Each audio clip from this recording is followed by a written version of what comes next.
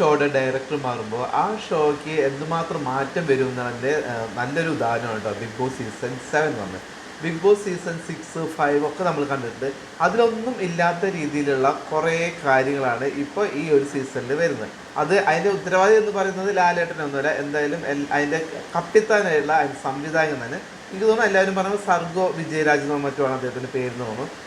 ആദ്യമായിട്ടാണ് ജയിൽ നോമിനേഷനിൽ ഒരുപാട് തവണ പോയിട അങ്ങനെ പോയിട്ടുള്ള മുൻപുള്ള ഒരുപാട് സീസണിലും ഏറ്റവും അധികം പോയുള്ള ഒരുപാട് കണ്ടസ്റ്റൻസ് ഉണ്ടോ, അവർക്കൊന്നും ഇല്ലാത്ത ഒരു ഗിഫ്റ്റ് എന്ന രീതിയിലാണ് അനീഷാണ് ഈ ജയിലിൻ്റെ ഐശ്വര്യം എന്ന് പറഞ്ഞിട്ട് ആ ജയിലിൽ ടാഗ്ലൈനൊക്കെ എഴുതി വെച്ചിരിക്കുന്നത് ഞാൻ കണ്ടത്. വളരെ മോശമായിട്ടാണ് എനിക്ക് തോന്നിയത് കേട്ടോ.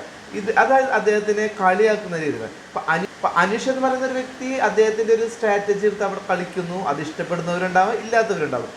ആ ഹൗസിനകത്ത് അദ്ദേഹത്തെ സപ്പോർട്ട് ചെയ്യുന്നവരുണ്ടാകാം, അതേപോലെ ഈ ഹൗസിന് പുറത്ത് പ്രേക്ഷകരായ ആൾക്കാർ അദ്ദേഹത്തെ സപ്പോർട്ട് ചെയ്യാത്തവരുണ്ടാകാം, അനുകൂലിക്കുന്നവരൊക്കെ ഉണ്ടാകാം. അപ്പോൾ ഇത് ഒരു ഗെയിമിന് വേണ്ടി അതിനകത്ത് പോയിട്ട് അവിടെയുള്ള മറ്റ് കണ്ടസ്റ്റൻസ് മനഃപൂർവ്വം ഓരോ കാരണങ്ങൾ ഉണ്ടാക്കി അദ്ദേഹത്തെ ഏറ്റവും കൂടുതൽ തവണ ജയിലിലേക്ക് വിടുകയാണ് ചെയ്യുന്നത്.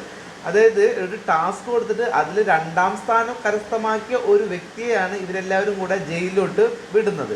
അതിൽ തന്നെ ഒരു ന്യായമില്ല.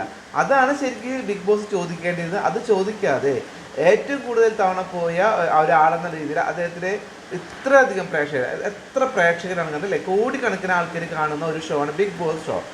അദ്ദേഹത്തിന് ഇങ്ങനെ ഒരു ജയിലിൻ്റെ അവിടെ പോയിട്ട് നോക്കാൻ പറയുന്നു. അത് പോകുമ്പോൾ ആര്യനും അക്ബറും മറ്റുള്ള കണ്ടസ്റ്റൻസും അദ്ദേഹത്തിന് കളിയാക്കി ചിരിക്കുന്നു. അത് കണ്ട് ലാലേട്ടൻ ഒരു പുഞ്ചിരി. ഇവരെന്താണ് ഉദ്ദേശിക്കുന്നത്? ഈ ഒരു സീസണിലത്തെ ഡയറക്ടർക്ക് തലയ്ക്കകത്ത് എന്തെങ്കിലും ഉണ്ടോ, കളിമണ്ണല്ലാതെ വല്ലതും ഉണ്ടോ എന്നാണ് എനിക്ക് ചോദിക്കാനുള്ളത്. വളരെ മോശമായിട്ടാണ് എനിക്ക് തോന്നിയത്. അതുപോലെ ഒരുപാട് കാര്യങ്ങൾ പറയാനുണ്ട് ഈ ഷോനെ കുറിച്ചിട്ട്. മുൻപുള്ള സീസണുകളിൽ ഒന്നും കാണാത്ത തരത്തിലുള്ള കുറേ മണ്ടത്തരങ്ങൾ ഈ സീസണിൽ ഈ സംവിധായകൻ ഉണ്ടാക്കി വെച്ചിട്ടുണ്ടെന്നാണ് എനിക്ക് പറയാനുള്ളത്.